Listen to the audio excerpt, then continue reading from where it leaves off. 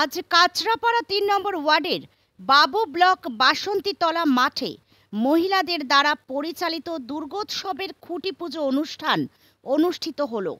তাদের এবছরের 2025-এর মণ্ডপ সজ্জার ভাবনা কালচক্র।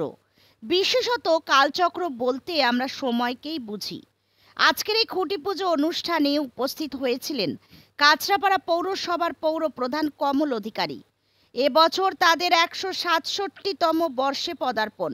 সমগ্র অনুষ্ঠানে কাঁচরাপাড়া ৩ নম্বর ওয়ার্ডের তৃণমূল কংগ্রেসের যুব নেতৃত্ব অভিজিৎ রায় ওরফে বনি সহ অন্যান্যরাও উপস্থিত হয়েছিল। ব্যুরো রিপোর্ট, এনএন বার্তা।